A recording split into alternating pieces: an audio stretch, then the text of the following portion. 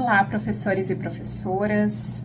Estamos iniciando o segundo encontro do nosso ciclo formativo do projeto de extensão, observatório e práticas de formação docente. Hoje com a palestra da professora Evani Nascimento, que vai tratar do tema mediações de leitura e literatura infantil. Professora Evani Nascimento é arte educadora, doutora em design e professora e coordenadora do curso de letras da Escola Normal Superior da Universidade do Estado do Amazonas. Além de ser docente, a professora também é escritora e autora dos livros Monumentos Públicos do Centro Histórico de Manaus, Manaus em Poesia, Respiro, História de Bichos e Árvores. Estou gravando esse vídeo para alertá-los que durante a live aconteceram alguns problemas de conexão com a internet, então o vídeo precisou ser editado em vários trechos, mas que de nenhuma forma afeta a compreensão do conteúdo e das informações que a professora Evani nos brindou na palestra que está sendo disponibilizada no nosso canal. Eu agradeço a compreensão de vocês. Problemas técnicos podem acontecer, mas temos uma equipe extremamente competente que conseguiu dar conta da edição do vídeo de modo a não prejudicar o conteúdo final. Assistam a palestra e qualquer coisa, seguimos à disposição. Obrigada. A gente trabalha com uma metodologia das artes, que é a proposta triangular da Anna May, que tem 3 pilares, que é a contextualização, a apreciação e o fazer artístico. Então, a gente sempre traz, né, essa contextualização bem freiriana, porque a própria Anna May foi aluna do Paulo Freire. Então, assim, para quem eu estou trabalhando, com quem eu estou conversando, para quem eu quero fazer essa mediação da literatura. Então, essa é a contextualização territorializada. E vem uma apreciação, porque eu preciso levar coisas. Então, se eu estou falando de literatura, eu tenho que trazer livros, eu tenho que ler textos, eu tenho que apresentar essa diversidade de literatura para esse grupo, né, para esse público. E o fazer artístico é essa síntese, que é essa crítica. Então, como é que eu faço uma mediação para que esse grupo sintetize, para que ele processe, para que ele passe por algum processo de criação artística, que é como a gente chama, a partir dessa literatura que foi apresentada. Então, é sempre essa metodologia que perpassa todas as atividades, uma contextualização territorializada, uma apreciação artística e o fazer artístico. Então, acredito que isso pode ser levado para todas as áreas também, né? Então, começando pelo acervo. Eu acredito que nós temos uma lacuna muito grande na nossa formação de professores, e aí nas escolas, principalmente, que é a falta de um acervo de maior diversidade, de maior qualidade. Nem sempre o que chega nas escolas a gente consegue trabalhar com os alunos. A gente visita muitas escolas em que não tem uma sala de leitura, não tem uma biblioteca, não tem um acervo, e fica muito a cargo do professor buscar o seu próprio acervo, montar o seu acervo. Então, mais uma demanda para o professor com o seu, né, quase, né, inexistente salário também dá conta disso. Então, tem coisas que a gente ainda precisa brigar muito politicamente, e uma delas é por acervo na escola. Como é que nós vamos proporcionar leitura crítica, leitura literária, formação de leitor, se nós não temos acervo? De onde é que nós vamos tirar esse material? Então, a gente precisa ter, né, essa briga pelo acervo, e a gente muitas vezes disponibiliza de recursos pela internet. Quem tem acesso à internet, aí baixa os livros digitais, mas não tem nada melhor do que a gente estar na sala de aula com a criança e o adolescente e ter a experiência sinestésica do livro. Eu falo sempre que eu faço inveja para os meus alunos, porque eu levo para a sala de aula os livros.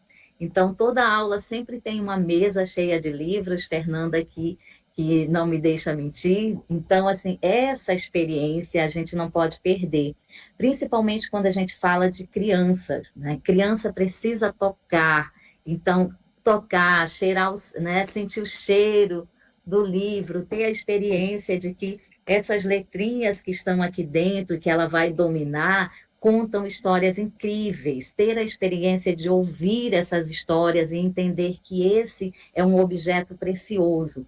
Do ponto de vista da arte, também a gente trabalha o livro como objeto estético, né? Como é um objeto físico. Então, quando eu vou fazer, já estou enfiando as estratégias, quando eu vou fazer leitura com eles, então eu começo a para a gente pegar e sentir o objeto, perceber que tipo de cuidados a gente precisa ter com ele. Então, as mãos têm que estar limpas, eu não posso colocar num lugar molhado, eu tenho que ter esse cuidado, eu não posso virar o livro porque vai quebrar a coluna. Então, tem uma série de coisas que a gente trabalha do ponto de vista do livro enquanto objeto físico também, né? Então, depois eu posso encaminhar todas essas estratégias metodológicas que a gente usa, especialmente nas oficinas com os professores. Mas, assim, o tipo de acervo.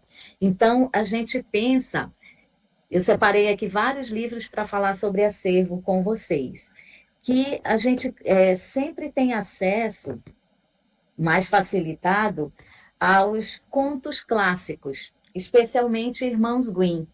Então, chega para a gente ou na versão de coleção, ou na versão separada, Chapeuzinho Vermelho, Cinderela, Branca de Neve, João e Maria. Então, esses contos clássicos, eles são reproduzidos em diferentes formatos, em quadrinhos, totalmente ilustrados.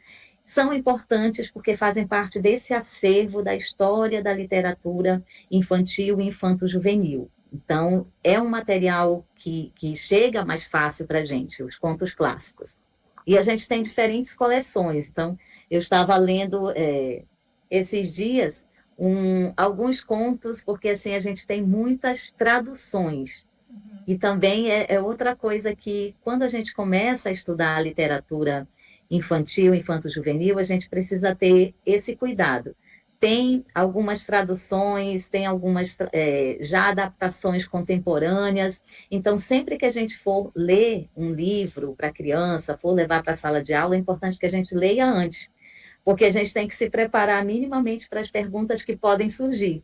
Porque se a gente não conhece o texto e aí ele vem com uma expressão que você não se preparou, na sala de aula vai ter uma pergunta. E como é que a gente lida com isso? Como é que a gente responde? Por exemplo, nos contos tradicionais dos irmãos Grimm, e aqui a gente está falando de século XVIII. A mulher é sempre, né, a figura feminina é sempre uma moeda de troca.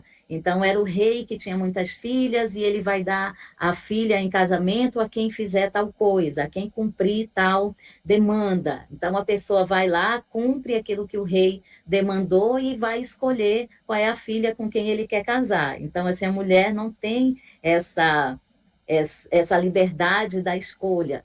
E isso não está mais dentro do nosso contexto contemporâneo. Então, quando a gente vai trabalhar também esses contos, tem que estar preparado para fazer esse tipo de discussão, para responder as perguntas que vão surgir. Então, os contos clássicos são importantes, mas a gente precisa também trazer, porque isso é a reflexão da mediação. Eu vou deixar de falar do conto clássico porque ele está contextualizado no século XVIII? Não, eu aproveito o conto clássico justamente para contextualizar que no século XVIII era desse jeito, mas estamos no século XXI, em Manaus, em Quari, em 2025, em 2026, é outro contexto. Então, o que as histórias nos ensinam? A pensar. Você vê, nossa, nessa época era desse jeito, mas hoje já é diferente. Então, isso a gente precisa instigar quando vai falar de histórias, né, de literatura, de mediação de leitura. Então, Irmãos Grimm, aí a gente tem, né, as fábulas de La Fontaine, de Esopo. Geralmente, quando nós vamos trabalhar com as crianças menores, as fábulas são mais interessantes porque são textos mais curtos. E nos livros didáticos, nas orientações para se trabalhar, nós vamos encontrar a indicação das fábulas. Então, também as fábulas são super interessantes porque elas já trazem uma moral. Então, como é que a gente discute essa moral também na sala de aula, né? O que é certo, o que é errado, quais são os valores, a questão da obediência, que vai aparecer muito. Então, como é que as crianças e os adolescentes se relacionam com essa moral, com essas histórias? Então, lendo, levando para que eles leiam e fazendo essa discussão, dá muito pano para manga a questão das fábulas. E elas também aparecem, assim como os contos clássicos, porque fazem parte dessa história clássica da literatura, todas separadas, né? A lebre e a tartaruga, é, a cigarra e a formiga. A cigarra e a formiga é uma das mais conhecidas, né?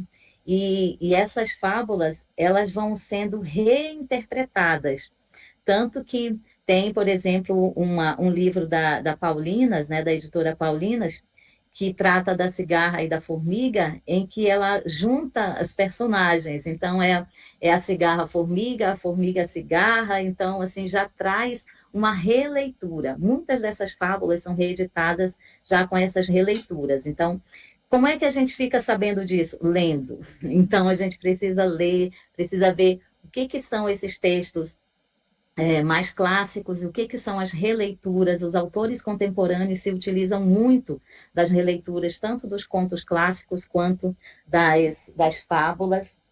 E um dos que eu mais gosto, eu estou apresentando só coletâneas, tá, gente? Que é do Andersen, né? O Hans Christian Andersen, Os Contos de Fada. Esse daqui é uma edição da Garnier, mas tem também da Paulinas, que traz a coletânea de 165 contos dele.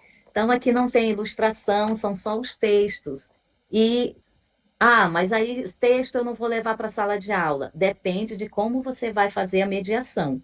Um livro desse, eu acho, né? E para onde eu levo as pessoas, nossa, que livro, né? Grande, bonito. Então, ele é um livro grande, ele é um livro bonito, não tem ilustrações, mas você abre uma página e você começa a ler, ali surge a magia, ali surge toda a vida desses textos. Então, existem os textos, né, as coleções, no caso, que o professor pode requerer ou pode adquirir e que ele vai ler na sala de aula, e os outros livros em que esses textos aparecem individualmente, com ilustrações, seja em quadrinhos, ou seja só livros de imagens, que é para que a criança e o adolescente possa manusear e possa ler sozinho. Então, existem diferentes estratégias, né? Qual é o tipo de material que eu preciso ter no acervo para o professor ler e qual é o tipo de material de acervo que o aluno vai estar lá, pegar sozinho, ler de forma independente, né? Então, a gente precisa também pensar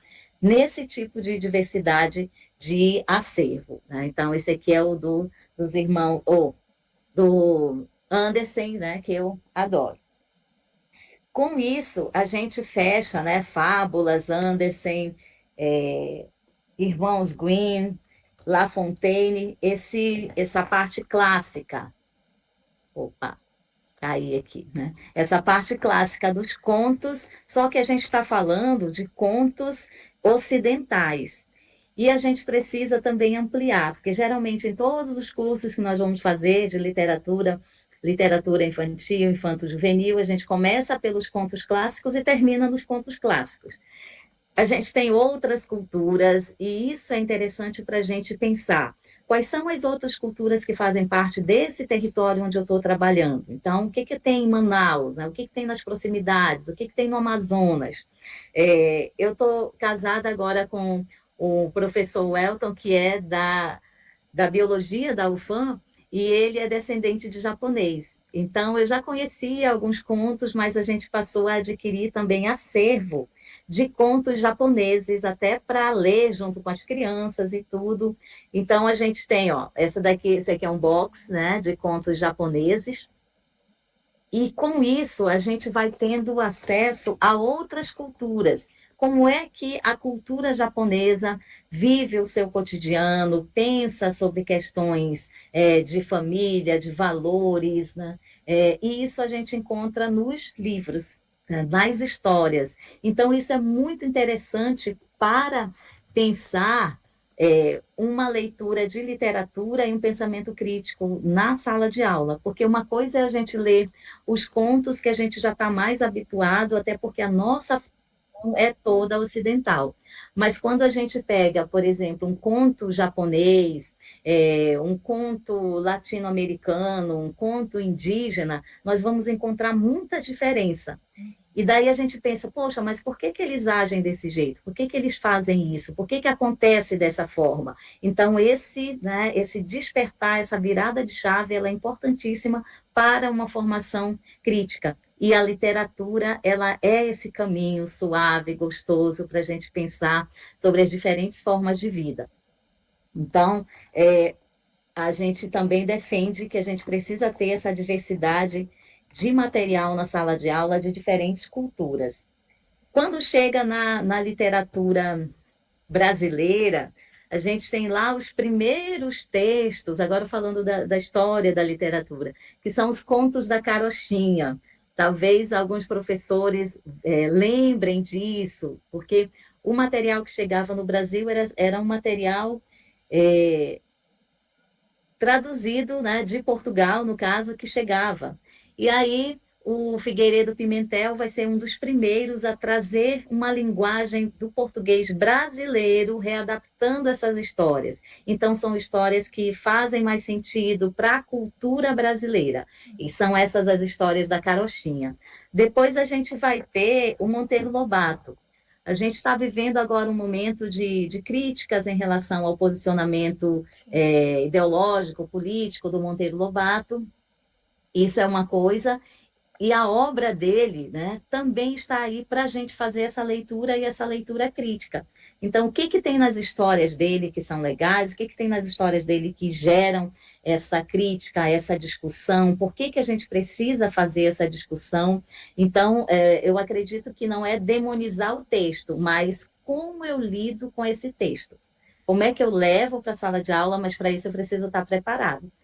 Então, é importante sempre a formação. Eu vou ler o texto, eu vou ler o contexto, e aí eu penso como é que eu faço essa mediação e já me preparando para possíveis perguntas, questionamentos, porque se eu conheço a minha turma, eu vou conhecer um pouco daquilo que eles podem demandar. Claro que sempre tem surpresas e é bom que sempre tenha, senão vai ficar tudo muito fácil para a gente, né? Já levar todas as respostas prontas. Mas, né, Monteiro Lobato, ele é importantíssimo para a gente estudar sobre a cultura brasileira, sobre a linguagem, né, sobre as nossas histórias que são originárias aqui. A gente tem o Sítio do Pica-Pau Amarelo, que é um clássico da literatura brasileira, e ele ainda está presente em vídeos, em diferentes linguagens, então a gente ainda lida com essa literatura. E aí, gente, quando falamos em acervo, falamos dos clássicos, falamos do Monteiro Lobato,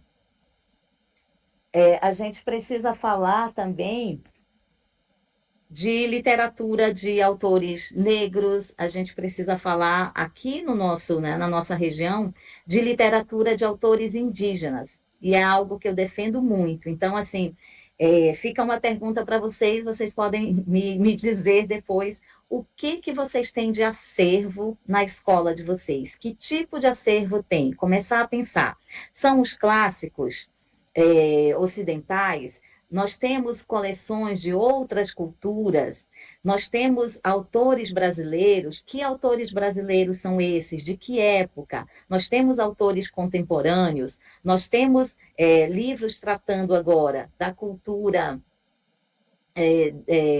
afro-brasileira e da cultura indígena, porque é uma obrigatoriedade a gente trabalhar na sala de aula, mas cadê o acervo? O que, que a gente tem? Nós temos autores, no caso do autores regionais, então isso a gente precisa começar a ver e começar a cobrar, porque esse acervo precisa estar na escola. A gente está falando de literatura, de formação de leitor, e a literatura ela pode nos ajudar a conhecer a nossa própria cultura, a conhecer o nosso território, e aí a gente tem mais força depois para brigar pelas coisas que são nossas, que estão de forma errada, porque a gente conhece. Então, se a gente só tem acesso a essa literatura clássica, como é que eu vou brigar pelos meus rios, pelos meus animais? Como é que eu vou me incomodar com as queimadas, com a poluição, né, com essas questões ambientais que nos impactam diretamente se eu não conheço a região? Então, quais são os animais da minha região? Eu conheço. Quais são as árvores, né? Eu conheço. Então, isso daí a gente vai ter muito próximo com os autores que são regionais, que trabalham com essas temáticas, e os autores indígenas. Eu separei alguns aqui para trazer para vocês, mas eu tenho um acervo de mais de 100 livros de autores indígenas, a maioria deles da região norte, que isso é algo também para a gente ver. Nós temos, assim, centenas de escritores indígenas e no Amazonas existe, né, inúmeros escritores que a gente não conhece. Então, às vezes é do próprio município, mas a gente não conhece. A gente tem o Tiago Raqui, de Barreirinha, a gente tem Iaguaré e Iamã, lá próximo de Parintins. Tem algumas escolas que já exploram isso, levam o autor para a sala de aula, apresentam os livros, mas, né, às vezes o município ali pertinho não tem conhecimento do acervo desse escritor e não tem na sua sala de aula. Então, olha só que o que parece um absurdo para a gente. Ele é meu vizinho, ele é escritor, mas eu não tenho dentro da escola um livro que ele escreveu. Então, trago para vocês aqui o Roni Waziri Guará, que esse é um dos livros que foi publicado pela Valer, então é fácil de encontrar, porque é uma editora local aqui, Manaus, e conta a história do eclipse.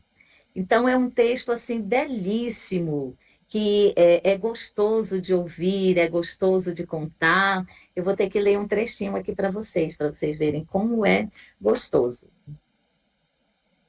Contam os velhos do povo Maraguá que quando Monag olhava a vastidão que existia à sua frente e mergulhava no silêncio absoluto que nele emanava, sentado sobre uma flor da mais pura energia, sustentada sobre as águas, ele podia sentir a força vital do universo. A gente até muda o nosso ritmo para ler as histórias. Então, é de uma beleza, né? É de um ritmo assim muito gostoso que você precisa respirar para poder dar o sentido que a narrativa tem. Então, isso é um grande ensinamento da literatura escrita por autores indígenas. É outro ritmo, não é aquele ritmo nosso desenfreado, acelerado. Então, o Roni Waziri Guará, uma indicação aqui para vocês. E Yaguaré Yaman é um dos que mais publica livros.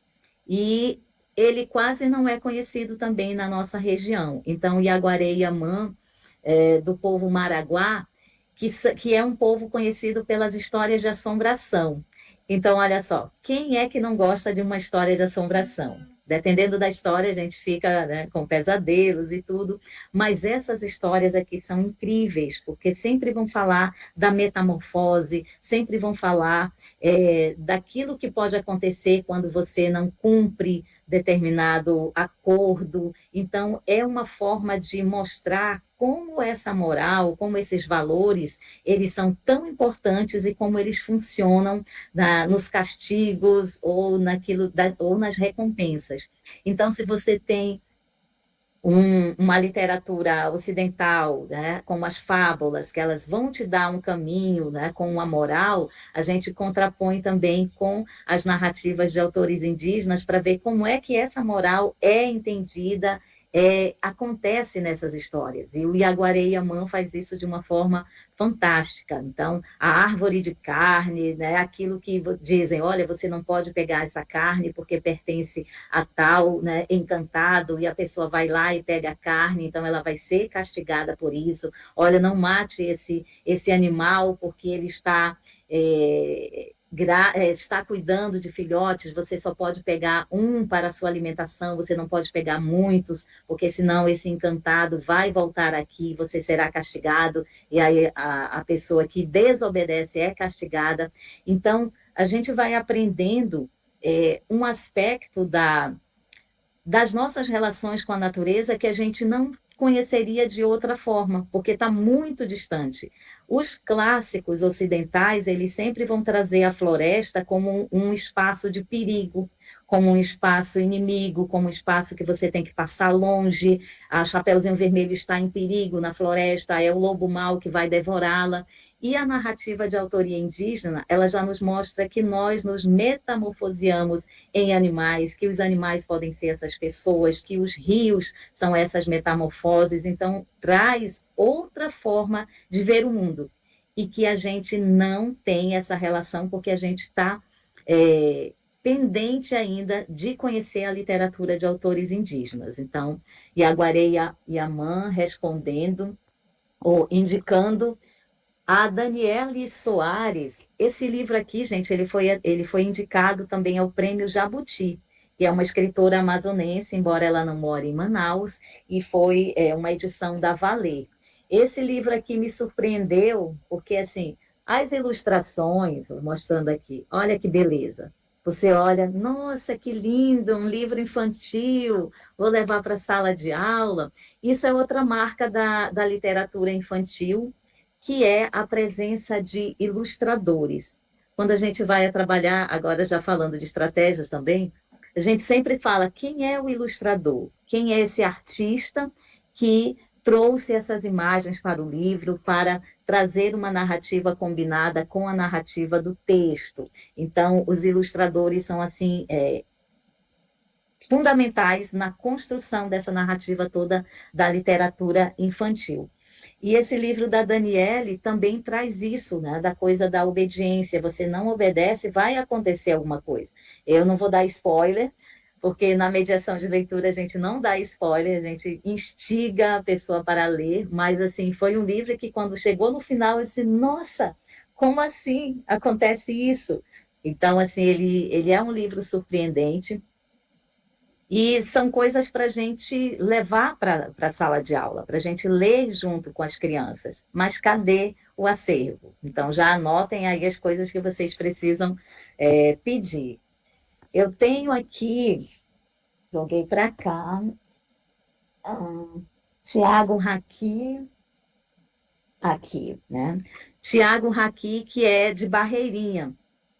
O Tiago Raqui também tem uma grande produção.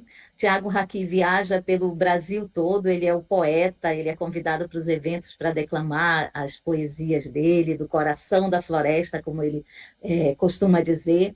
E esse aqui é o Abecedário Poético da Floresta, que é um dos livros mais recentes dele. Ele trabalha muito com poesia, mas ele também escreve contos, já escreveu contos que foram premiados nacionalmente. Então, aqui ele traz uma linguagem bem simples. As ilustrações aqui são da Graça Lima. A Graça Lima, que é uma designer, artista plástica, assim, super conhecida, que está presente em muitos livros nacionais, que já ganhou muitos prêmios nacionais e internacionais. Então, assim, os nossos escritores indígenas dialogam com esses grandes nomes da literatura nacional e internacional. Então, é interessante porque muitos deles estão em eventos, em mostras, em outros países e dentro do nosso próprio território nós não conhecemos. Então, acredito que quando a gente fala de mediação de leitura, de literatura infantil, no Amazonas, principalmente, a gente precisa buscar quem são os nossos escritores indígenas, quem são os nossos escritores nascidos aqui, porque eles vão escrever coisas do cotidiano que vai nos impactar mais diretamente, vai nos atravessar, vai fazer sentido, a gente vai entender, nossa, está falando aqui do lado de casa, está falando da região que eu conheço, está falando da viagem de barco que eu também já fiz. Então, isso estabelece uma conexão e vai fazer com que a criança ou adolescente pergunte, e principalmente, que é uma das experiências que eu trago das escolas, ele se sinta motivado a também escrever. Então, olha, ele falou sobre isso aqui, eu também passei por essa experiência, eu também vou escrever. Então, isso gera, né, esse terceiro momento que é o fazer artístico, já impulsionado por esse processo da mediação. Eu vou aproveitar para ler alguma coisa aqui do Tiago Raqui. Aí, não sei quando vocês vão ver isso aqui, se vocês estiverem com fome, eu vou ler aqui o poema F, né, de farinha. Gostosa é a farinha, de grãos redondos, amarelinha. Fica uma delícia com jaraqui cozido e vai bem com moqueado. Com a farinha se faz mingau e sua energia levanta o astral. É uma delícia com tucumã e com suco de cupu no café da manhã. Banana com farinha é bom, peixe com farinha é bom, carne com farinha é bom, açaí com farinha também é bom. Gostosa é a farinha de grãos redondos, amarelinha. Fica uma delícia com tucunaré cozido e vai bem com um bom fervido. Então, é uma linguagem, né, simples, direta, gostosa, e que isso aqui gera, olha as experiências, né, que a gente pode trocar.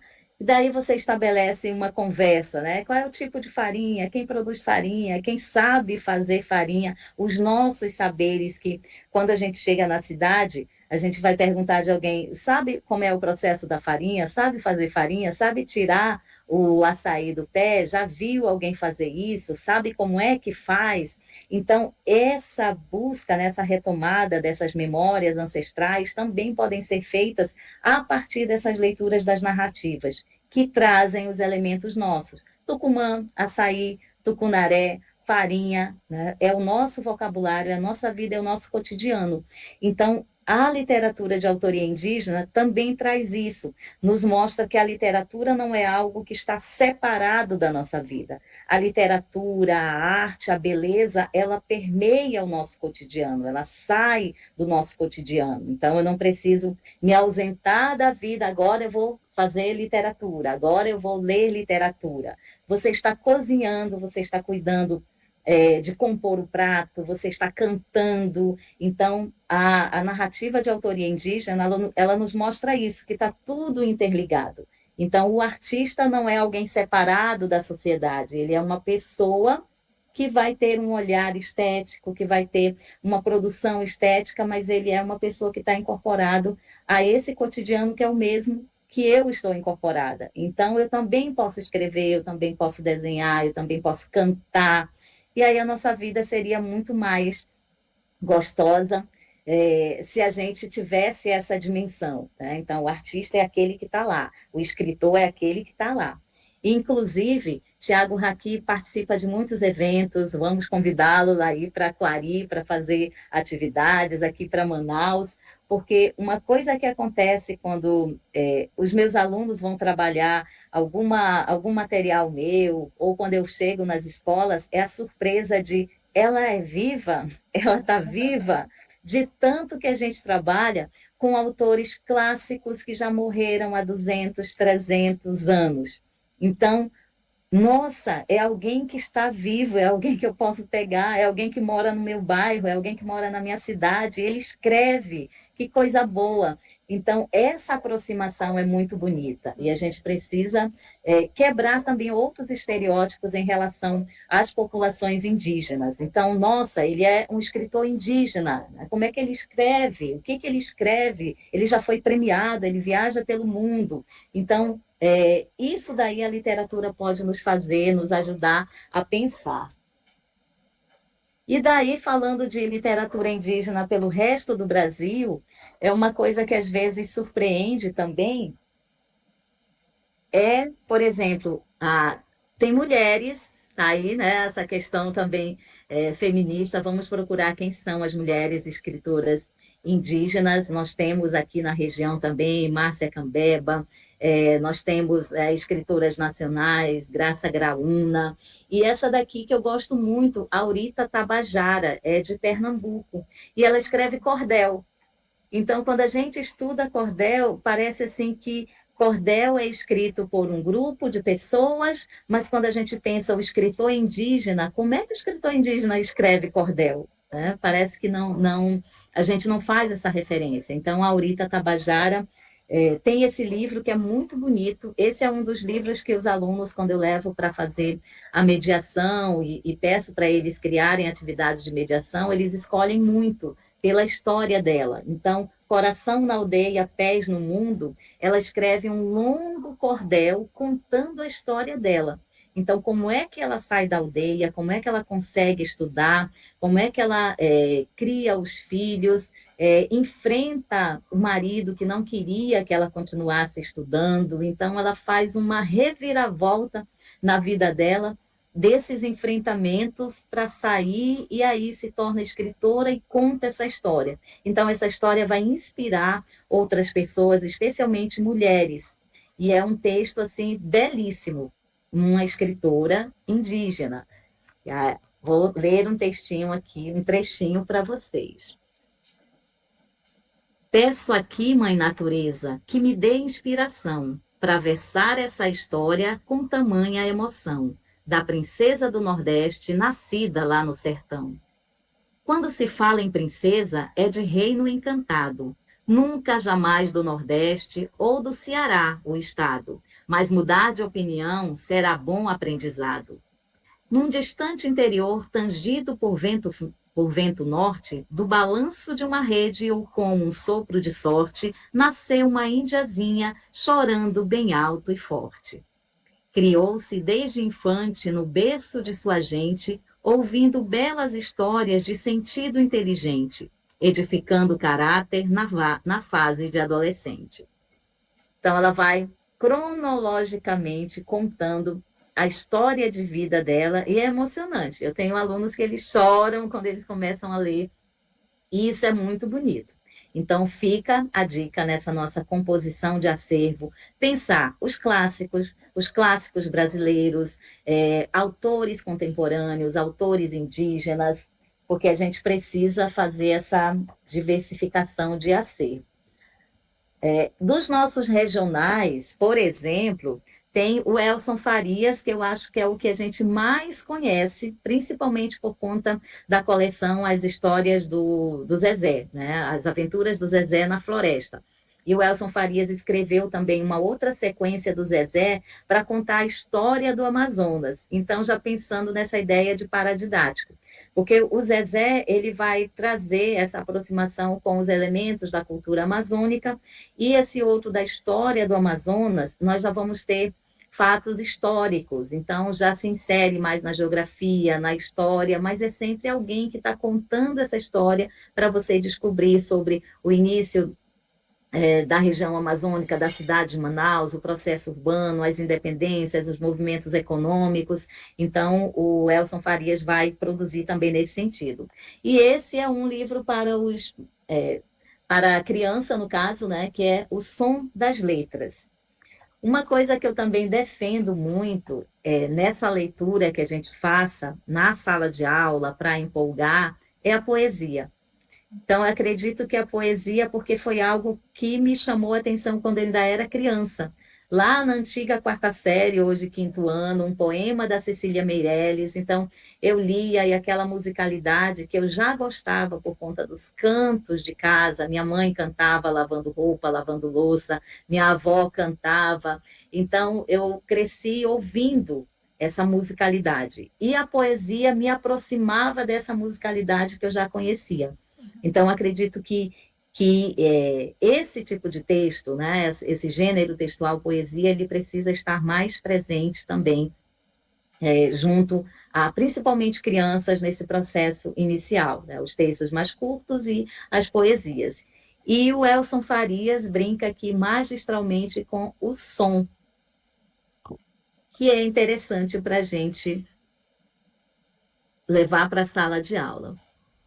Vou ler para vocês, então, Grave Cigarra. Formiga amarga agora faz figa a grave cigarra. Âmago de agosto, o bom grão de trigo guarda gordo gosto. Gabola gazela gozando da glória graciosa formiga. Galhada agitada, alegre gaitada, engasta a cigarra. Cigarra e formiga nas guias dos galhos se ganham amigas. Olha a brincadeira com as palavras. Então, num processo de alfabetização, de aquisição da leitura, de conhecimento das palavras, de articulação desses sentidos, de pesquisa no dicionário. Então, muita coisa dá para ser feita a partir de um poema desse, que está brincando com a sonoridade das palavras. Então, que palavras são essas? Por que elas têm esse som? O que elas significam? Quando eu junto, o que eu quero dizer com esse amontoado de palavras que tem essa sonoridade parecida? Então, olha quanta coisa a gente pode construir e pensando, né, essa reflexão, pensando o processo criativo, que eu acredito que isso é uma das principais contribuições da literatura infantil. A gente lê, pensar processos criativos, pensar síntese disso, pensar essa reelaboração, que é esse terceiro momento da metodologia que eu trabalho a partir da Ana May, que é o fazer artístico. Então, Elson Farias também é um autor amazonense que a gente não pode deixar de ter no nosso acervo. Aí, né, fechando essa parte de acervo, depois vocês podem perguntar também sobre outras coisas, né? Fiquem à vontade, né? Estou à disposição. Falar agora das estratégias. Então, eu trabalho com mediação de leitura, já acredito que, assim, oficialmente organizando, sistematizando estratégias desde 2003. Então, já tem aí uma caminhada.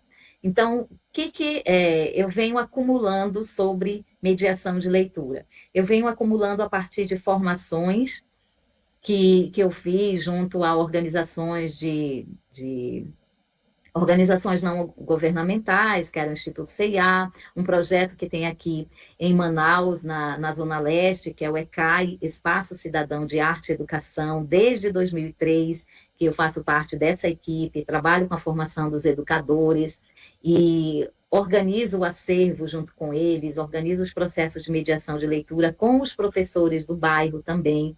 Então, eu venho fazendo esse acúmulo nesses encontros nacionais, trocando experiências com outros educadores. E o interessante é que quem é que trabalha a mediação de leitura quando a gente fala de organização não governamental, por exemplo? São pessoas que nem sempre têm uma formação superior na pedagogia, em letras, são pessoas que são lideranças comunitárias, são pessoas que saem das igrejas, sejam igrejas evangélicas, igrejas católicas, que trabalham como catecistas, no caso das igrejas católicas. Então, são pessoas de diferentes formações que vão para a linha de frente nesses projetos, nessas atividades, trabalhar mediação de leitura.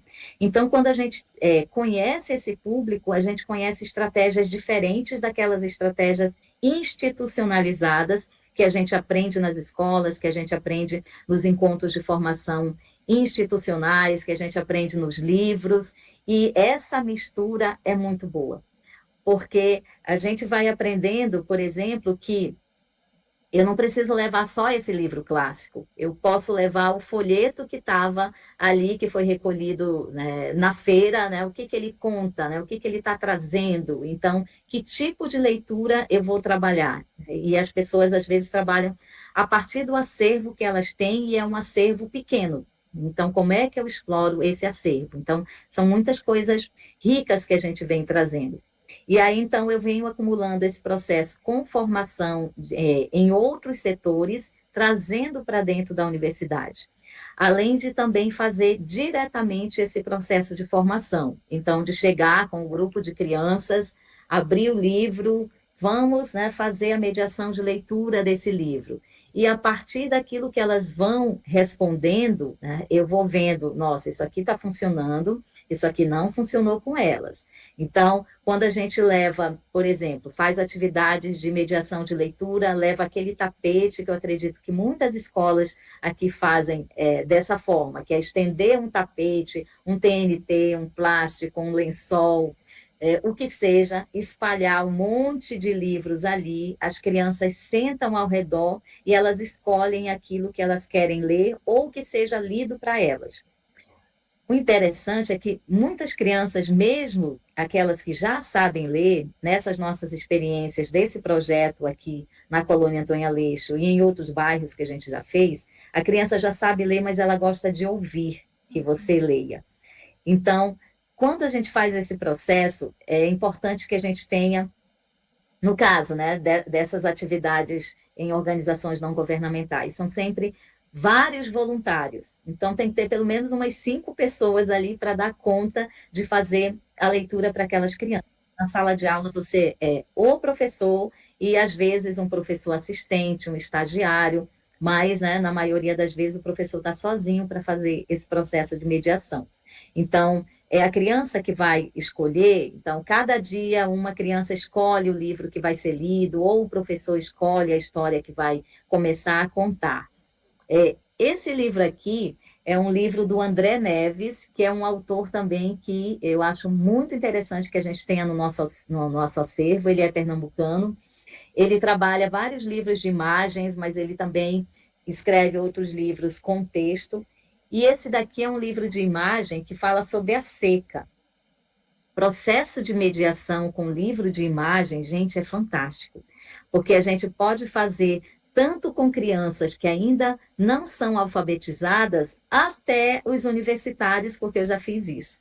Então, o que é a leitura de imagem? Como é que eu leio a imagem? E quando eu trago só a imagem, eu dou uma liberdade muito grande para os processos criativos. Esse aqui é outro que é maravilhoso, que é do Roger Mello, que ganhou prêmio internacional, que é A Pipa.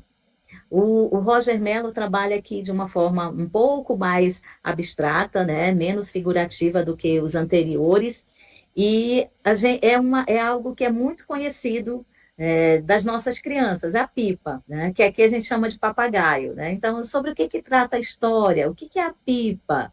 É o mesmo papagaio? Quem sabe fazer? Aí eles falam que sabem fazer, falam da curica. Então, a gente vai instigando, né? A gente está falando aqui das estratégias, instigando para a leitura do livro. E isso é possível em todas as idades, inclusive com pessoas que estão ali na educação de jovens e adultos, né? Os idosos, a gente também faz essa contação de histórias, é muito bonito, porque eles vão lembrar, eu fazia isso, eu sabia, é o meu neto que faz, né? O menino andava no sol fazendo isso, eu ia lá, brigava. Então, você vai recuperando essas memórias quando faz o processo da mediação de leitura. Olha a beleza da literatura. Ela nos faz nos reconectarmos com as nossas memórias, com a nossa história de vida, o nosso território, a nossa família. É um momento afetivo muito lindo quando a gente começa a ter esse encontro com a literatura. E aí tudo começa a pipa com essa imagem. Aí a pergunta, o que ele está fazendo? O que está acontecendo? Então, gente, esse aqui é um livro lindo. Eu não vou dar spoiler, olha só, né? Fez a pipa, estava aqui super feliz. Eu comprei esse livro, no dia que eu comprei esse livro, eu fui depois para a fila do banco. E aí eu estava bem lá, na época que a gente ia para a fila do banco, né? Porque faz bastante tempo. Então, eu bem lá na fila do banco, lendo um livro de imagem, tinha recém comprado ali, né? Na Paulinas. E daí lendo, aí quando chega lá, já na metade para o final, a lágrima escorrendo. Meu Deus, eu estou aqui na fila do banco, chorando por causa de um livro de imagem. Então, olha o poder da literatura quando a gente se conecta com ela, né? Então, assim, nossa, me trouxe muitas reflexões. E é isso que a gente precisa levar para a sala de aula, né? Para mostrar que, né, nesses objetos aqui preciosos, né, a gente pode fazer um reencontro com as nossas memórias, a gente pode pensar sobre o mundo, a gente pode liberar as nossas emoções, a gente pode entender as nossas emoções. E isso precisa ser trabalhado desde criança. Por isso que a gente tem os textos voltados para crianças, adolescentes, adultos, para diferentes questões que são abordadas agora. Se a gente for pensar, a gente tem várias histórias hoje que vão tratar de bullying, que vão tratar de abusos, de violências, de coisas que estão no nosso cotidiano e que a escola precisa ir lidando com isso. Então, como é que a gente lida com isso? Podemos começar a abrir esse debate com a literatura. Para isso, nós, professores, precisamos conhecer. Cadê o nosso tempo nessa escala 6x1, 7x0, para a gente conhecer esse acervo? Então, é algo que a gente também precisa reivindicar. Eu preciso de tempo para ir até uma livraria, para buscar material, para ler esse material. Então, é muito bonito eu chegar aqui e dizer, olha, né, vocês precisam conhecer, né, vocês precisam ler, não dá para levar para a sala de aula um material que você não leu. Aí você diz, mas professor Evani, qual é o tempo que eu vou ler? Se eu estou de manhã na escola, tarde na escola, à noite eu tenho casa, filho, marido, final de semana eu tenho outras coisas para fazer. Mais uma vez, é a nossa luta política. Se a gente quer uma educação pública gratuita e de qualidade, a gente precisa brigar por muita coisa. E uma delas, né, além do nosso salário, é esse tempo para a nossa formação. Então, a gente está produzindo material aqui que os professores não conseguem estar presentes, mas eles vão ler no tempo que eles tiverem. É no domingo à noite, depois do Fantástico? É um dia de madrugada? Então, isso daí a gente precisaria brigar também para que fosse incorporado na nossa semana de trabalho. Se a gente dá valor a esse processo de formação, a essa educação de qualidade, né, esse é um item para a gente brigar. E daí, falando de estratégia também, agora eu quero ir para as estratégias que eu estou trabalhando na formação dos professores. Então, eu faço um curso de educação artística e eu começo a trabalhar com formação de professores logo em 2000. Então, assim, recém-formada, eu já vou começar a trabalhar com professores, só que eu começo a trabalhar com musicalização, que é a minha formação em educação artística com habilitação em música. Então, eu tinha uma preocupação de produzir material para ensinar música, e produzindo esse material, eu cheguei a trabalhar com professores que não eram formados em música, mas que precisavam trabalhar a música na sala de aula, que é o contexto dos pedagogos, quem vai trabalhar com o ensino fundamental 1. Então, você vai trabalhar com música, mas você não fez um curso de música. Então, que tipo de elementos de música você vai trabalhar? E é como eu começo a trabalhar com formação de professores. Só que eu venho de uma formação em educação artística que nos preparava em 4 habilidades. Então, a gente trabalhava disciplinas de música, artes visuais, teatro e dança. Era uma formação polivalente, a gente não era especialista em nada, mas a gente conseguia, né, cruzar e reunir, costurar essas linguagens. Então, é esse pacote de costurar linguagens artísticas que eu venho trazendo para a formação de professores e eu venho sistematizando, tanto no processo de musicalização, quanto no processo de literatura, que é onde eu também vou me identificar um pouco depois.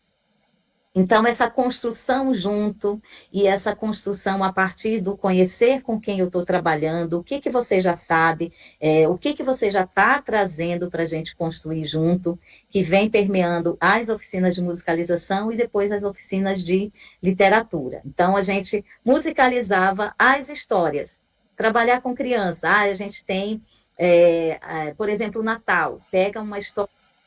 Aí nós vamos sonorizar essa história, nós vamos musicalizar, nós vamos trazer outros elementos sonoros para construir a contação de histórias.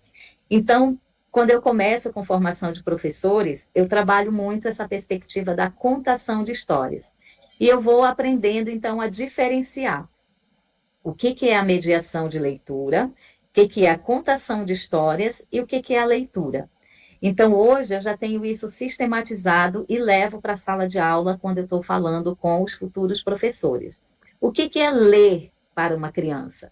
Você vai pegar um livro e você vai treinar antes para poder ver onde você coloca emoção, que palavra ela vai ser mais lenta, que palavra vai ser mais rápida. Então, você precisa conhecer a história e é o que a gente chama no teatro de leitura dramática. Então, você vai pegar o livro e você vai ler. Tem professores que conseguem fazer a leitura de um livro na sala de aula, lendo aos pedaços. Então, toda segunda-feira vai ter o momento da leitura. É importante essa rotina para a criança. Então, ela já se prepara, sabe que na segunda-feira vai ter a leitura. Ou a sexta-feira, geralmente é na sexta-feira. É sexta-feira, o dia mais divertido, então vai ter leitura, vai ter contação de histórias, vai ter o cantinho da leitura. Então, é possível escolher um livro mais longo, separando por partes, ou ler um poema, ou ler uma história curtinha. Então, a gente se prepara e faz essa leitura, reúne, prepara o espírito das crianças ali. E nessa preparação, eu também indico para os meus alunos que é o momento do aquecimento ou do relaxamento. Então, se os alunos estão muito agitados, eles não vão conseguir ouvir uma história. Então, eu preciso fazer alguma coisa, né? O sentar em roda, o dar as mãos, o cantar uma música mais lenta, fazer um exercício de respiração, fazer toda uma preparação para a leitura. Fez a leitura, aí pode abrir uma roda de conversa ou não, né? Depende de como você organiza a atividade. Então, o processo de leitura, você precisa estar com o livro. Você apresenta o autor, apresenta o título, começa a ler a história, né? O livro está ali com você. Na contação de histórias, você pode ter o livro, mas você não vai seguir o texto do livro. Você pode ir contando e se amparando, né, naqueles tópicos, como a gente faz a apresentação de slide, né? A gente coloca os tópicos, mas a gente já memorizou toda a sequência que a gente quer fazer. Então, a contação de histórias, ela dá essa liberdade, mesmo que você esteja com os livros. Eu gosto de trabalhar a contação de histórias com objetos, principalmente se a gente vai trabalhar com crianças. Quem gosta de bodó aí?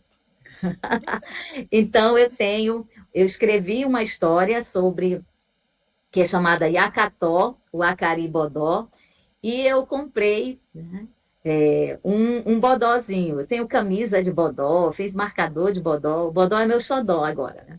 Então, para a sala de aula, dependendo de onde eu vou, eu levo esse bodó aqui. Então, quando eu estou contando a história, ou quando eu estou lendo o poema, outra pessoa vai passando com o bodó e o bodó vai passando pelas mãos. Então, crio essa relação com a história. Bem bonito, né? Arte nativa, é uma cooperativa de artesãos aqui em Manaus que faz esse tipo de material. Mas eu, né, megalomaníaca, olha só o bodó imenso aqui. Então, esse aqui, dependendo de onde eu vou, para ele poder ser visto, por exemplo, se eu estou num auditório, esse daqui é muito pequenininho, né? É o filhinho dele. E aí eu já levo esse maior.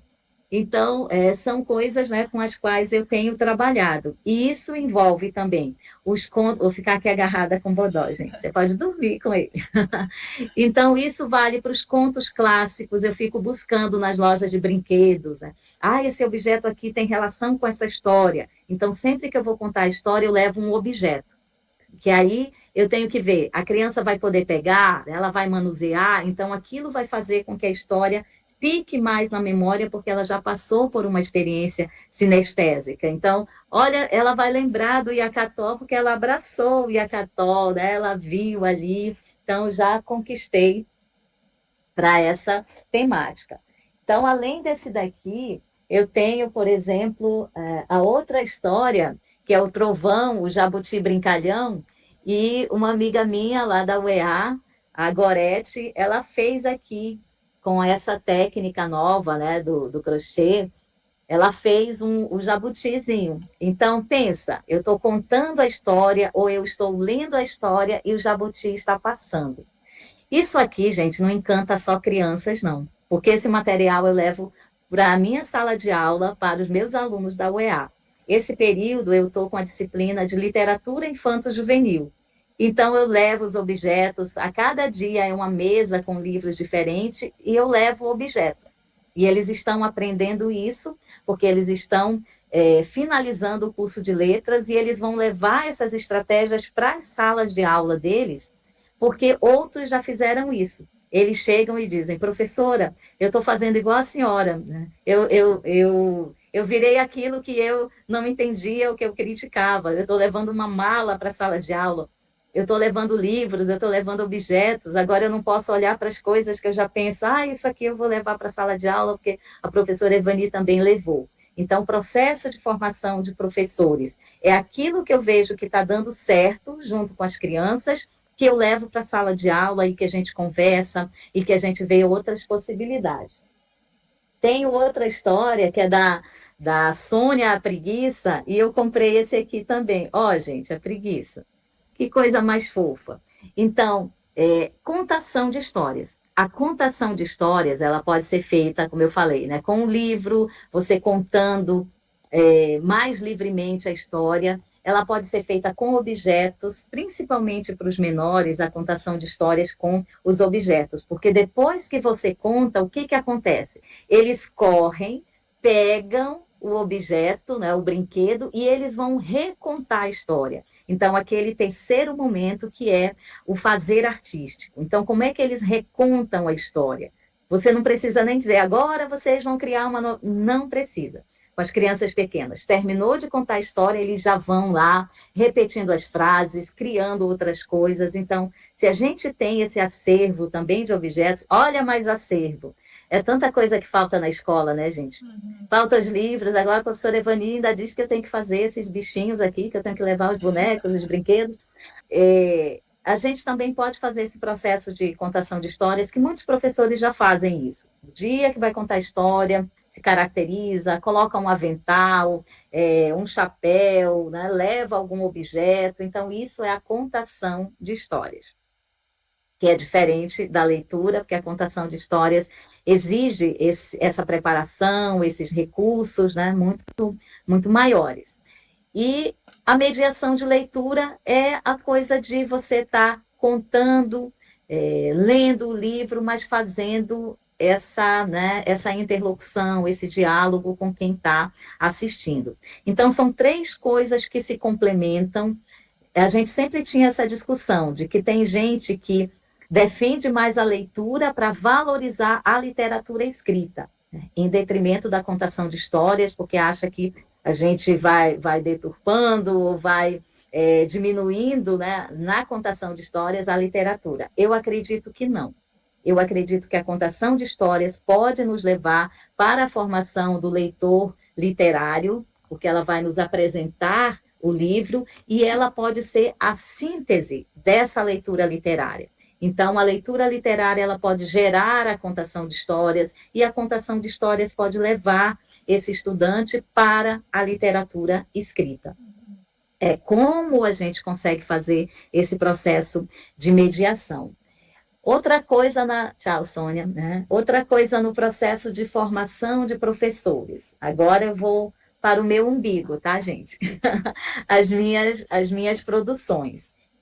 Como eu disse no começo, eu sou uma professora que escreve. Então, eu não me coloco no lugar de escritora. Até bem pouco tempo era sempre um susto. Estamos recebendo aqui na escola a escritora Evani Nascimento. Eu disse, nossa, gente, eu cheguei nesse lugar. Então, é como a gente pensa também, quem é o escritor? Alguém que está longe, né? Eu não posso ser escritora. Mas professores produzem o seu material de aula. Professores escrevem histórias, né? Professores produzem os seus recursos educacionais, são autores. Eu tenho uma outra disciplina na UEA, que é justamente essa, produção e avaliação de recursos didáticos. Então, eu sempre trabalhei produzindo recursos didáticos. Quando eu escrevo um texto, eu penso, esse texto para a sala de aula, como é que ele vai ser trabalhado na sala de aula? Então, a cabeça que pensa praticamente um texto mais paradidático do que um texto literário.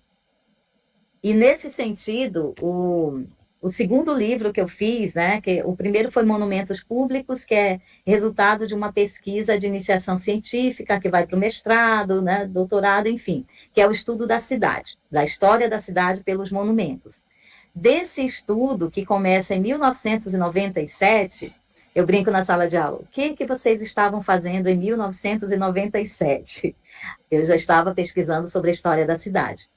Então, eu fui acumulando muita coisa. Quando eu chegava nas escolas para falar sobre os monumentos, os alunos ficavam encantados, eles perguntavam, e os professores também perguntavam, onde é que eu encontro esse material?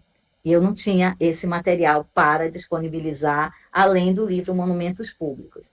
Então, eu falava da história da cidade, né? Eu falava da cultura, dos ciclos econômicos. Onde está esse material?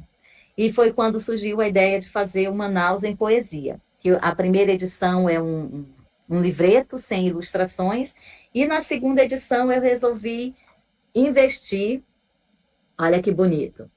Não é porque é meu não, mas está lindão, viu? E investir em duas narrativas, a narrativa da poesia e a narrativa iconográfica. Então, nesse livro, eu estou contando de tanto que eu gosto da leitura, né, do livro de imagem. Então, aqui a nossa equipe, que foi o professor Valdemir, com a direção de arte, a Clícia, que fez as ilustrações, a gente pensou essas duas linhas narrativas, a linha da poesia e a linha das imagens. Então, para cada poesia que aparece aqui, ela vai ter uma imagem representativa dessa história da cidade. Então, o livro ele pode ser lido tanto por quem já é alfabetizado, que decodifica as letras, quanto pessoas que não são alfabetizadas, porque vão reconhecendo pelas imagens o seu lugar. Isso é uma experiência muito bonita, tanto com crianças quanto com idosos. E nesse livro aqui, eu atingi várias escolas. Então, eu chego nas escolas e os professores já fizeram essa mediação de leitura e eles chegam nesse processo do fazer artístico, porque os alunos produzem releituras das poesias, ou escrevem poesias sobre o mesmo tema, ou vão trabalhar maquetes, ou preparam uma mesa de comidas, como aparece no livro, ou fazem banners, né, quadros dos artistas que aparecem aqui. Uma coisa muito legal que eu falo, né, em um dos poemas, que é sobre os artistas da nossa região, tanto os escritores quanto os artistas da música, e aparece ali, né, numa escola que me emocionou muito, que eu vi Milton Ratum e do lado Nunes Filho. Então, assim, olha, né, o que é isso? É a gente reconhecer a arte popular, a cultura popular, a importância que muitos artistas que estão aí nesse segmento mais popular e por isso periférico, não atingem certos espaços. Então, ali a gente vê, né, como eu coloco no livro, é o nosso cotidiano. E o principal, o poema que os alunos mais gostam é o que eu falo das cores e sabores. Eles adoram. Gente, chegar na escola vai ter ali um jaraqui, vai ter um açaí, vai ter esses elementos da nossa região. Então, é um livro pensado, ele foi um livro pensado para o ensino fundamental 2, nesse processo de dar ao professor algum recurso para que ele trabalhasse a história da cidade. Porque aparece ali, né, as datas comemorativas. Então, 24 de outubro, a gente está gravando esse programa dia 23, então amanhã é aniversário de Manaus. Então, essa semana toda, várias escolas trabalharam o Manaus em Poesia. Né? Sempre estou nas escolas e os professores me mandam feedback, olha, a gente fez isso aqui para falar da história da cidade.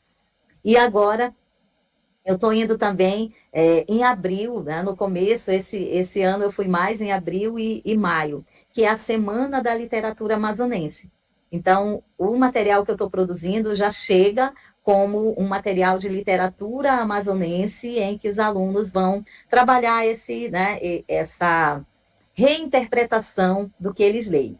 E é bonito encontrar adolescentes, 12, 13 anos, dizendo: eu gostei das suas poesias, eu também escrevo.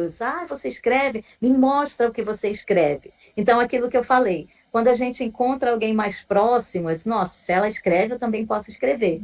E eu chego na zona leste de Manaus e eu digo, nasci, cresci no bairro do Coroado, é zona leste. Aí vocês também são zona leste. O que vocês escrevem?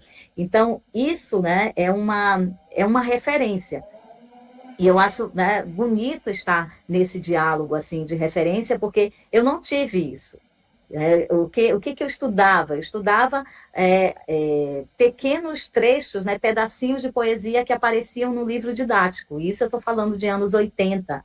Então, anos 80 a gente não tinha acervo de literatura nas escolas, não tinha nem biblioteca, nem no meu ensino médio tinha. Então, agora a gente começa a ter, né? Tem leis que obrigam a isso e a gente precisa continuar brigando para que tenha mais.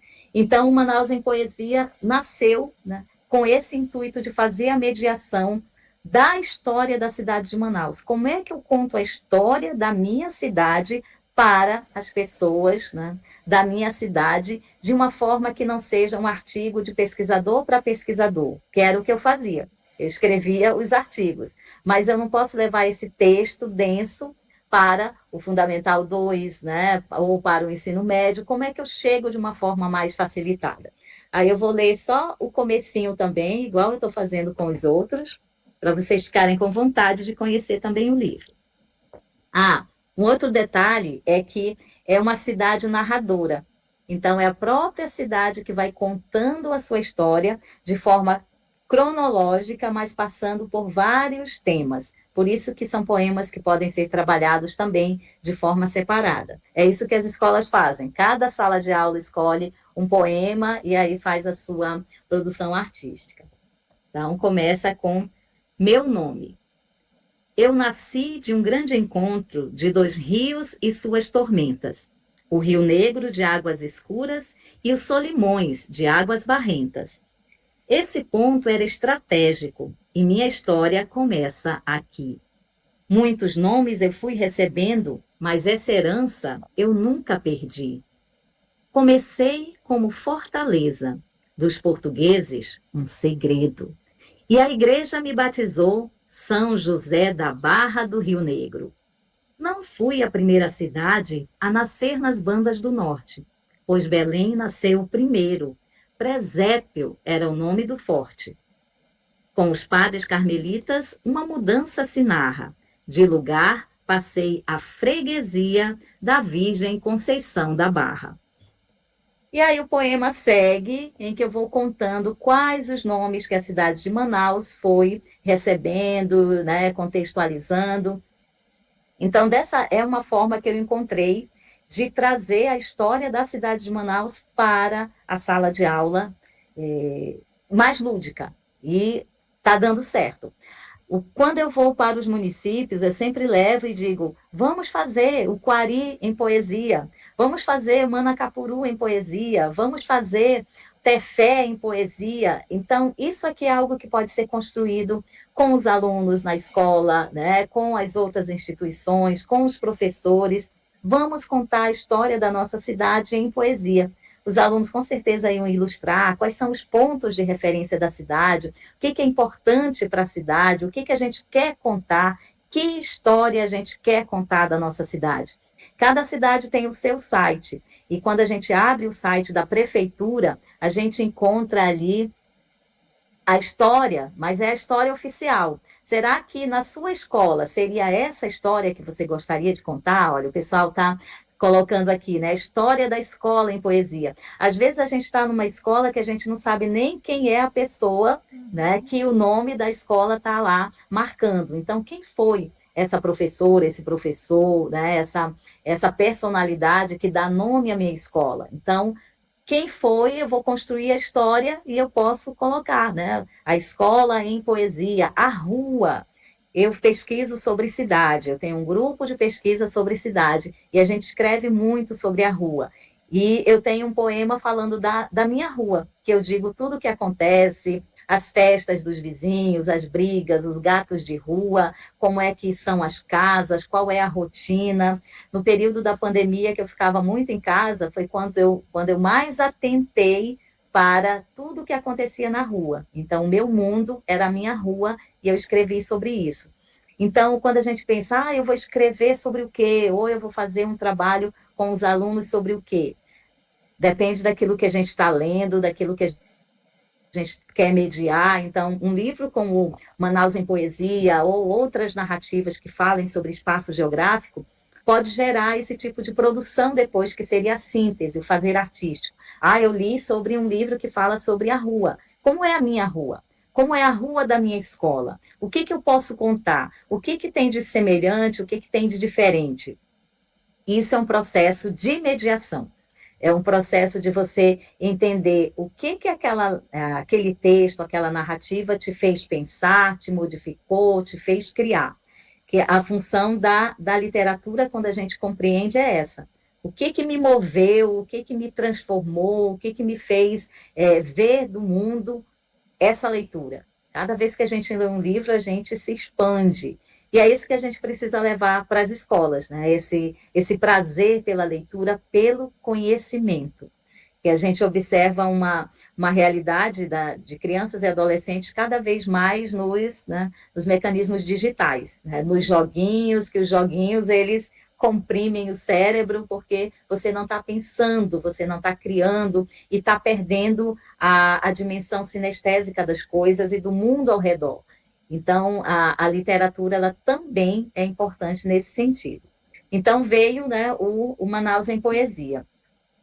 Depois, no período da pandemia, eu escrevi o Respiro como um livro digital que eu compartilhei com os amigos no primeiro ano de pandemia, a partir das minhas vivências.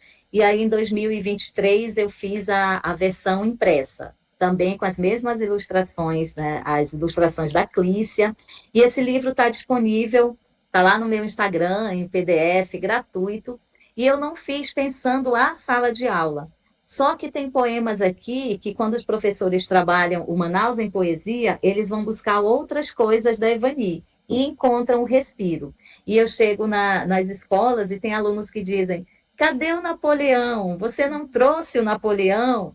Quem é o Napoleão? O Napoleão é o meu gatinho, e nesse livro aqui, ele é o meu gatinho branco, eu conto em poesia um momento em que o Napoleão estava brigando de madrugada na rua.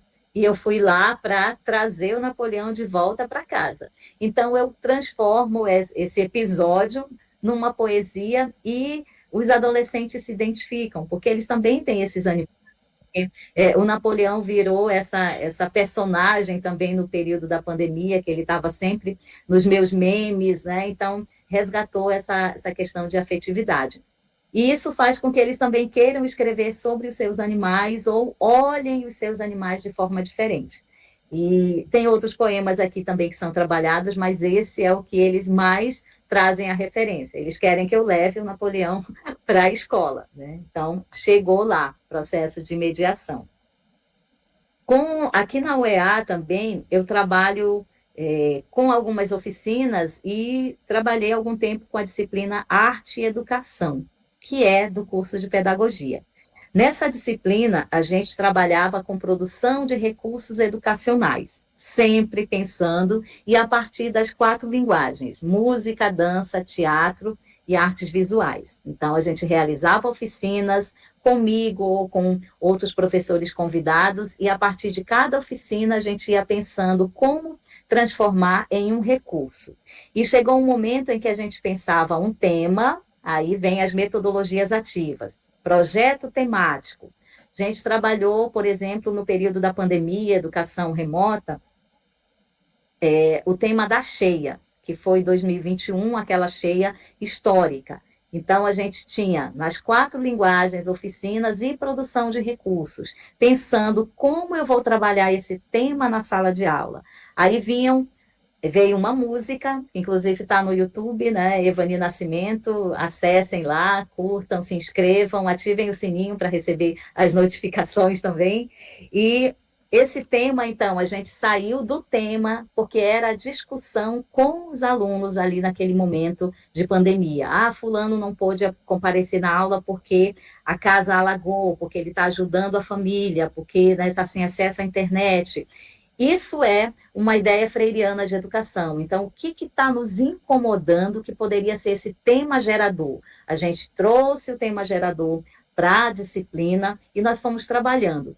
Daí a gente construiu, tem uma música, tema, a gente construiu histórias, então cada estudante, né, graduando em pedagogia, escreveu a sua história a partir daquilo que estava vivenciando ou acompanhando da cheia.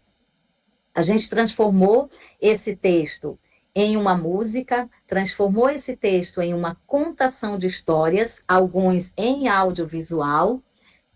Isso, a Fernanda já colocou aí o Instagram, pode colocar também o link do YouTube, né? Como é que eu consigo trabalhar? O que da literatura eu consigo abarcar para discutir temas na sala de aula, para formar leitor, porque isso também é importantíssimo. A partir do momento que a criança, o adolescente, ele já tem uma independência leitora, ele vai buscar coisas que o interessem. E aí eu acho que é quando a gente sente que o nosso dever de professor formador de outros leitores, ele está se cumprindo. Então, as dicas que eu dou é isso, a gente conhecer qual é o nosso território, conhecer as estratégias, pensar acervo, é muita coisa articulada. Então, eu também me coloco à disposição para outras conversas, para enviar material, para dialogar com vocês, para receber esse feedback do que vocês estão fazendo nas escolas, né? Principalmente em Quari, que eu ainda não conheço. Então, qual é a realidade de Quari? O que tem de literatura, de textos, de histórias sobre Quari que podem ser contadas na sala de aula? Então, isso é importante, né, para a gente continuar crescendo e pensando mediação de leitura, contação de histórias, formação de leitor literário e essa educação pública gratuita e de qualidade. Um dos textos, voltando aqui ao meu umbigo, um dos textos que tem alcançado também uma boa repercussão é Sônia, a Preguiça. Então, Sônia, a Preguiça também vem de uma história que me contaram de uma preguiça que foi encontrada esturricada, morta, numa árvore que pegou fogo. Então, a gente está falando de uma situação, por exemplo, de Iranduba. E daí essa história ficou na minha cabeça, né? Como é que a gente pode discutir isso, né? Isso não pode continuar. Nós vamos extinguir os nossos animais, nós vamos acabar, já estamos, né? Acabando com o planeta. A gente está aí diante de uma COP, mas a gente, ao mesmo tempo, está diante de uma autorização para cavar mais, né, buscar mais petróleo na foz do Amazonas, a gente está aí com as questões da BR, é muita coisa acontecendo e parece que a gente está meio patinando e não está entendendo a gravidade das coisas. Como é que a gente pode trazer, né, essa preocupação e essa discussão? Eu, Evani Nascimento, acredito que pela literatura, pela contação de histórias, a gente consegue ir abrindo esse espaço onde ele ainda não está consolidado. Então, Sônia, a Preguiça, vai contar essa história dessa preguiça. Já mostrei para vocês que ela está aqui, ó, bonitinha. Tem um final diferente, tá? Então, para quem quiser, depois eu vou encaminhar a história para vocês conhecerem, né? O que acontece com a Sônia lá no final da história. Mas muito feedback que a gente tem quando a gente vai para as escolas ler diretamente para os alunos, por exemplo, no Fundamental 1, criança de 10 anos, né, 9 anos, já as crianças chegam e dizem, tia, a sua história é bonita, mas ela é triste. Então, assim, né, tem essa coisa de entender que existe uma tristeza, né, que provoca isso, né, mas por que ficou triste, né? Ah, porque aconteceu isso, né, com o personagem, né, com o animal. Mas você acha certo isso? Será que é legal? O que a gente pode fazer? Então, começa toda uma discussão a partir desse incômodo. Então, acho que a literatura vai cumprindo esse papel quando ela gera esse incômodo, e nós, enquanto educadores, mediadores, precisamos ir fazendo esses questionamentos para que aquela criança, aquele adolescente, né, pense criticamente também a partir das leituras. E entenda que nesse texto, nesse livro, existem coisas que ele pode conhecer, que ele pode gostar, que vai fazê-lo se ampliar para o mundo, né? Então, acho que... Ah, sim, olha, já ia esquecendo. Juntei as minhas historinhas, 5 delas de folder, e agora estou lançando o Histórias de Bichos e Árvores, que é esse projeto de livreto aqui, que também está disponível. Já aproveitando, tá? Fazendo aqui a propaganda, vai ser lançado dia 2 de novembro na Feira de Livros do Sesc, lá no estande da ASEAN, que é a Associação Amazonense de Escritores, da qual eu faço parte, vai ter outros escritores lá. É um momento, né, a feira de livros, para quem está em Manaus, de ver quem são os autores que estão escrevendo agora, o que está sendo publicado, porque mesmo que a gente não consiga comprar o material, mas a gente está sabendo o que está sendo colocado no mercado, o que está disponível, para depois a gente reivindicar que esse acervo esteja nas nossas escolas. Então, eu acho que eu já extrapolei aqui o meu tempo, mas fico à disposição para perguntas, para outras conversas, mesmo depois, né, de finalizada aqui essa participação. Muitíssimo obrigada, parabéns pelo interesse, parabéns pelo projeto. Professora, que maravilhosa palestra. Eu não posso nem dizer que foi palestra, foi um curso, né? Muito rico de informações e certamente professores e professoras de diferentes áreas do conhecimento vão poder utilizar, né, e mobilizar todos esses saberes que a senhora tão gentilmente compartilhou conosco no dia de hoje. Eu vou abrir aqui o chat, porque eu vi que tinha algumas questões e comentários. Eu não sei se a senhora conseguiu acompanhar todos, mas aqui a Ellen fala como é garantir a diversidade temática, cultura linguística, formatos no acervo de literatura infantil. Temos aqui essa pergunta. E aí, complementando esse questionamento, eu queria fazer aqui algumas ponderações com relação àquilo que vem para as escolas, né? Então, nós temos aí um programa robusto, que é o PNLD literário, né? Que acaba trazendo, né? A partir de uma seleção muito rigorosa que é feita, né, por muitos professores espalhados pelo Brasil, uma caixa, né, um acervo de livros a partir de cada edição, né, do PNLD literário. E temos também algumas iniciativas privadas, né, que também disponibilizam acervos para as escolas das redes públicas no municipal e estadual aí nos 4 cantos do Brasil, né? E a dificuldade que nós encontramos de fazer com que os nossos escritores que produzem literatura regional, que é uma literatura de extrema qualidade, possam também ocupar esses espaços no sentido de das editoras, né, poderem propor então nesses editais para que sejam efetivamente aprovadas as compras, né, e que possam constituir um acervo nos 4 cantos do país, para que a gente não fique tão restrito também, né, com relação à disponibilidade desses livros, né?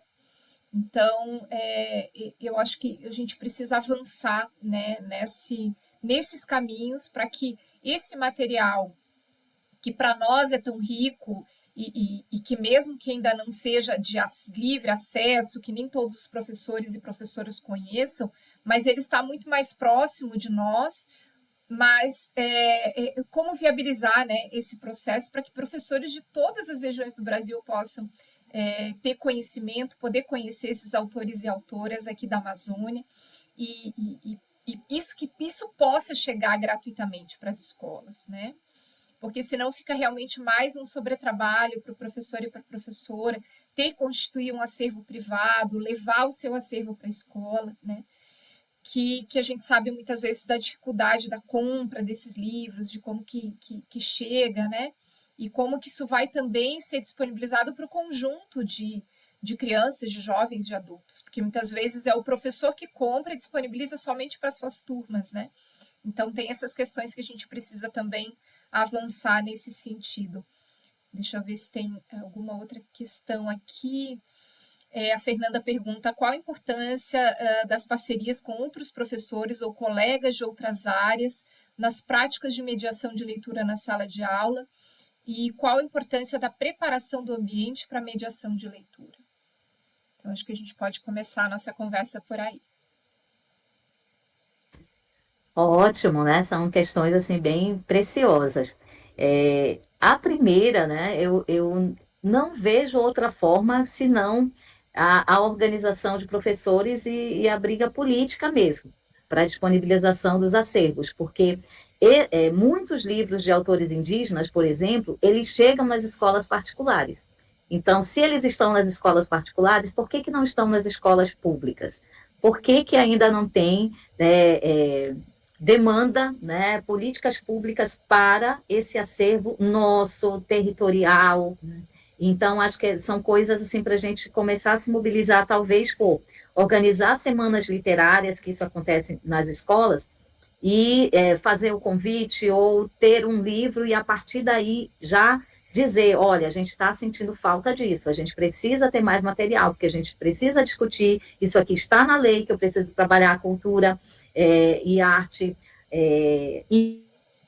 indígena, mas cadê o material? Né? Eu preciso desse material. Então, assim, realizar as atividades já mostrando a defasagem, a ausência disso e a briga política. Então, assim, ano que vem a gente vai ter eleições. Então, assim, quem é que está defendendo políticas, né, de acesso à cultura, à literatura? A gente passou aí por eleições municipais, então, assim, quem é que estava do lado dos professores ou pensando, né, essa formação de acervo, esse trabalho de uma educação mais territorializada, né? Então, assim, acho que a gente precisa, né, enquanto seres políticos, ter esse cuidado, né, na hora que a gente vai eleger os nossos representantes e também, né, se unir enquanto categoria, né? Então, nós, professores, demandamos isso. O que a gente está fazendo nos nossos sindicatos?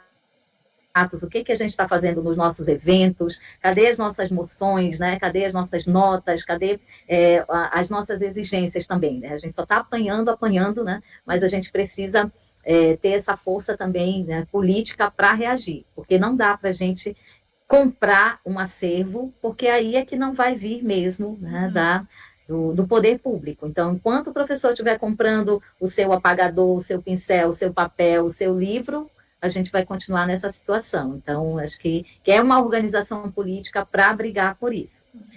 O outro ponto, né, que é sobre a parceria com os professores, eu sou totalmente favorável. Então, os meus alunos já sabem que eu nunca trabalho sozinha. Então, eu tenho amigos que são escritores, eu convido para a sala de aula, a gente fez um momento na disciplina de literatura infantil, que foi o encontro com o escritor, em que eu convidei 4 escritores e cada um veio apresentar sua obra, conversou com os alunos, então uma forma deles conhecerem quem é que está escrevendo hoje, e escritores jovens, né, como a Raquel Teixeira, que é uma escritora indígena e que está, né, escrevendo e já publicando pela Companhia das Letrinhas, por exemplo. Ela é escritora e ilustradora. Então, quem é que está hoje, né, nesse cenário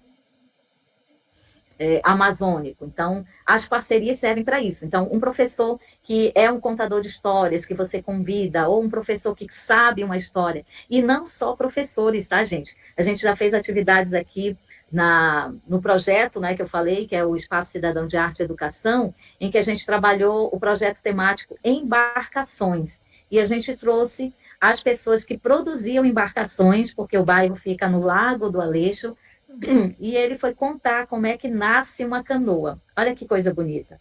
Então, naquele momento, ele era o nosso professor, porque nós não sabíamos como nascia uma canoa. E ele foi lá e foi contar para a gente, levou uma canoa em construção. Então, parcerias, nesse quesito, quando a gente pensa a literatura, acho que a gente precisa pensar ampliado. A gente precisa pensar que histórias eu quero levar para a sala de aula, independente se elas estão escritas no livro, já que a gente não tem esse acervo, mas as pessoas são bibliotecas vivas.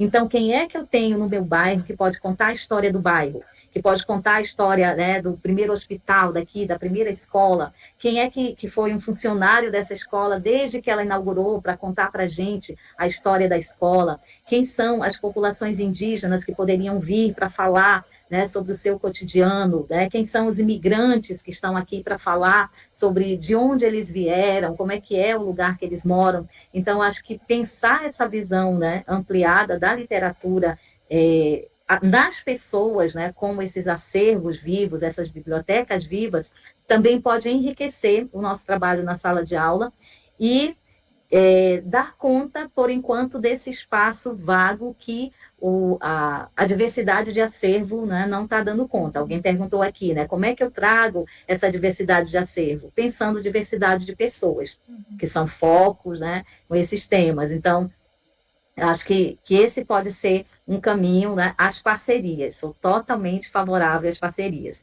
O ambiente, ele é essencial. Então, um TNT que a gente coloque no chão já demarca um espaço diferente. As cadeiras que a gente coloca em círculo já diz que aquele momento vai ser diferente, né? Um quadro que a gente leva, uma mesa em que a gente coloca uma toalha e coloca um brinquedo, um livro, já causa um ambiente diferente, né? Então, aqui hoje, nesse espaço da biblioteca, esse aqui é o cantinho do meu marido, mas eu trouxe alguns livros meus para deixar aqui, então, a gente precisa, né, ter esse espaço. O povo do design trabalha muito isso. Então, como é que eu estou vestida, o que eu quero contar, eu quero chamar atenção para a minha roupa, eu quero chamar atenção para o livro, então hoje eu coloquei a minha blusa de capivarinha, que é a tendência, então no momento está todo mundo de capivarinha, já fui atrás da minha blusa de capivarinha, mas coloquei aqui, né, objetos, coisas que remetem àquilo que eu estou falando. Então, sim, o ambiente é importantíssimo, a preparação das pessoas e o que a gente vai levar, seja um livro, seja uma pessoa para contar histórias, né, forma esse conjunto. Mais alguma questão, gente? Vocês podem abrir o microfone se quiserem, ou colocar no chat, que se sentirem mais à vontade. Pode falar, Fernanda. Desculpa, que tá um barulho aqui em casa. Então, dizer que eu gostei bastante aqui da formação que a professora Ivani nos brindou aqui, né? E que ela trouxe a literatura para além dos clássicos, que são importantes também, mas que muitas vezes a gente só vê como alternativa aos clássicos, né, infantis. E a abordagem que ela trouxe para a gente, eu fiz até algumas anotações, ela perpassa, né, a literatura, ela traz essa abordagem mostrando a literatura perpassando social, ambiental, cultural, religioso, né? E atravessando tudo isso a consciência, né? Que a gente pode desenvolver na infância, nas crianças, nos jovens. Então, a literatura, dentro de um papel muito importante que tem, né? De despertar essa questão da visão crítica, da mudança social, que é muito importante. Outra questão também que eu aprendi nas aulas da professora Ivani, porque eu já fui aluna dela, né, como a professora Karina sabe, essa questão da preparação da sala, né, como isso muda totalmente a recepção da leitura, né, pelos alunos. Então, quando eles chegam e aquelas cadeiras estão enfileiradas e recebem livros, é uma reação. Quando tem um círculo, quando tem um tapete, que esse tapete eu já usei bastante a partir da professora Ivani, acho que já era um recurso utilizado por outros colegas, mas eu vi com a professora Ivani, né? E aí também quando traz essa leitura de aspectos locais do bairro, também aprendi com a professora Ivani, agradeço muito e gostaria de enfatizar a importância, né? Porque como ela vezes o aluno ele vai passar lá perto do igarapé e vai dizer, olha o jacaré que a professora contou na história para gente, então ele se identifica, né? E ele chega no outro dia contando e ele pede para recontar a história, né? Olha, ele vê o gato, então ele quer o gatinho lá para conhecer. Esse é o Napoleão. O Napoleão, esse personagem famoso, né? Então não é aquele personagem do clássico que está tão distante, mas está perto da gente. Então, acredito que isso é um despertar da leitura e da importância da leitura muito relevante. Tá? Então, assim, eu gostaria de agradecer a professora Ivani por tantos ensinamentos. É isso. A minha fala é mais de agradecimento mesmo. Então, se não temos mais nenhuma questão, né, nós novamente, em nome do nosso projeto, Observatório e Práticas de Formação Docente, em nome dos professores e professoras e profissionais da educação que estão conosco participando desse ciclo formativo, nós agradecemos pelo tempo, pela disponibilidade em ter sido nossa parceira na manhã de hoje. Dizer, professora, que as portas, né, do nosso projeto, do nosso PIBEX, estão abertas para a senhora, sempre que a senhora quiser fazer uma divulgação dos seus materiais, dos seus cursos, dos seus livros, conte conosco. Nós também temos perfil do Instagram, canal do YouTube, então a ideia realmente é socializar esses conhecimentos, é poder levar para professores e professoras informações que sejam relevantes para a prática profissional, para a qualificação do fazer docente, né?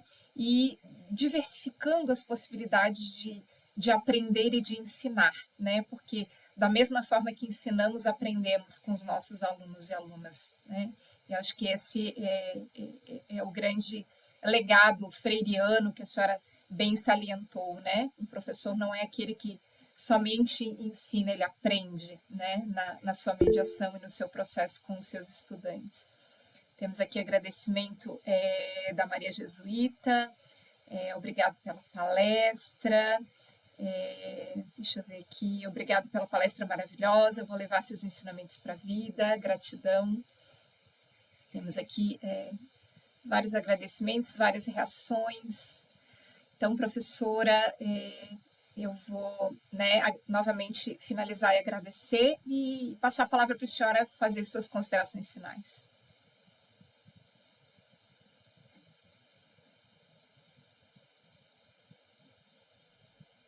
Bom, eu que agradeço assim, imensamente pela oportunidade, porque cada vez que a gente fala, a gente sistematiza coisas que vem fazendo, então, assim, é um processo que para vocês, né, vocês encaram como formação, mas para mim também é como reflexão e autoformação daquilo que eu estou realizando, então, por isso é extremamente importante. E me coloco à disposição de vocês para continuar essa conversa, essa troca de fazeres e ansiando muito por um encontro presencial. Eu acho que eu funciono mais no presencial, né? De fazer essa coisa, de trazer os livros, de olhar no olho, de sentir essa reação para a gente realmente estabelecer essa conversa. Então, quando quiserem me levar para Quari, né? Me levem, vou aí fazer um encontro, uma conversa com vocês, né? Na UFAM, juntando, né? Escolas, professores, então me chamem, né? Eu sou bem fácil, né? Eu estou na coordenação do curso de letras aqui também, mas essas coisas me movem muito. Acho que não adiantaria eu estar na coordenação de um curso de letras que também tem a literatura como conteúdo, se eu me distanciar muito desse chão de onde esses egressos vão atuar, da realidade que eles vão atuar. Então, eu tento ser essa mediadora também entre esses que estão formando para essa realidade aqui. Então, como é que eu estou percebendo o espaço onde os meus formandos vão estar, né? E o que eles vão encarar. Então, assim, muito obrigada. E vou repassar os materiais, acho que eu passo para a Fernanda, ela encaminha para vocês, os outros links também, que acho que a gente tem de onde partir. E queria que vocês me devolvessem também o que vocês estão produzindo, como vocês estão fazendo, porque tudo isso eu uso como referência para as minhas aulas, né? Então, é sempre uma troca. Muito obrigada. Obrigada, professora. Um grande abraço a todos e a todas.